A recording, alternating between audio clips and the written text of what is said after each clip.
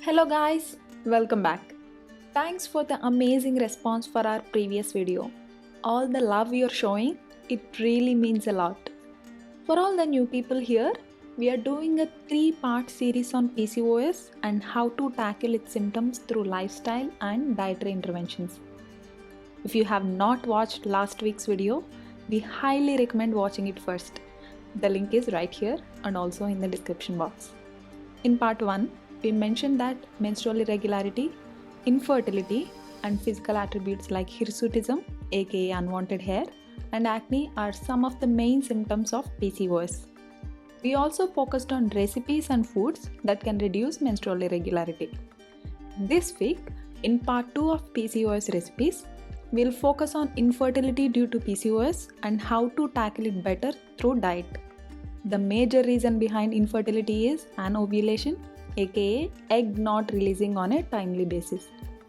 There could be 3 major reasons for this: high levels of homocysteine, low levels of serum progesterone, and high levels of androgens.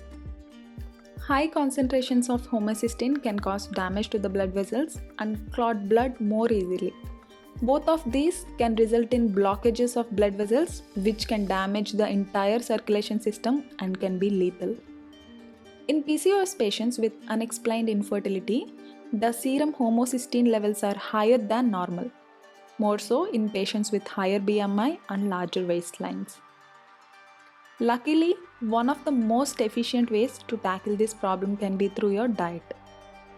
A lot of existing research corroborates that consuming a diet that is rich in vitamin B6, B12, and folate can be extremely effective in metabolizing homocysteine and reducing its concentration in our bodies. In addition, weight reduction can naturally lead to decreased homocysteine levels.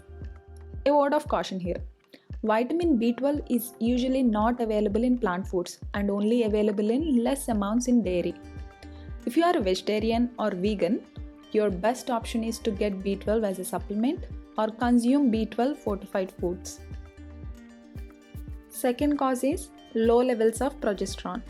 Progesterone is a female hormone that plays a key role both before and during pregnancy. After ovulation, progesterone thickens the walls of the uterus to accommodate an ideal atmosphere for a fertilized egg or embryo. But in the case of people with PCOS, ovulation does not occur regularly. This can affect the production of progesterone and might not prepare the uterus for pregnancy. Selenium and other essential micronutrients such as vitamin B6, vitamin C, magnesium, zinc can help you maintain good progesterone levels during the menstrual cycle. Consuming selenium-rich foods can be essential for healthy ovarian follicles. Selenium is also a natural antioxidant. However, selenium from supplements have to be monitored as too much selenium can be toxic to humans. Third cause is high levels of androgens.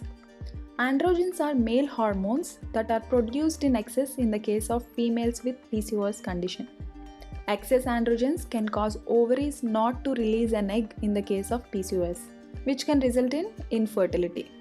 Consuming anti-androgenic foods can help out with these problems and aid in the ovulation process. Now let us see what kind of foods we can include in our diet to provide the necessary nutrients and molecules in combating the infertility problems due to PCOS. Similar to last week, we have 3 recipes that can give you exactly what you need to tackle PCOS symptoms. Our first recipe is a green smoothie. This has good amounts of vitamin B6 and folate, which if supplemented with B12 can really reduce the infertility problems. In addition, other micronutrients such as vitamin C, magnesium, manganese, etc. can provide additional benefits like immunity and regulate hormonal imbalance. High fiber and fats can really improve gut health, and with the protein, this can be a filling morning breakfast. Overall, this can be a great choice to satisfy your sugar cravings too. Our second recipe is soy chunks curry. This is one of the lean vegetarian foods and for the right reasons. Soy chunks pack a lot of protein and you get a solid dose of fiber and mono and polyunsaturated fats. all within just 210 calories, which again can make a great midday or end day meal. Soy, being an excellent anti-androgenic food, can really help out with infertility problems, and the mustard seed tempering provides good selenium to improve progesterone levels. When you add the excellent mineral and vitamin profile, this can be a great food to improve fertility plus enable weight loss for individuals with PCOS. Our last recipe is a star immunity booster, tomato rajma soup. This again has good amounts of every micronutrient you would need plus high dietary fiber from the rajma. Also, this comes in huge portions for the 210 calories and can be a standalone meal any time of the day. For people who are planning on intermittent fasting or going on low calorie days, this can be a good alternative for a typical meal.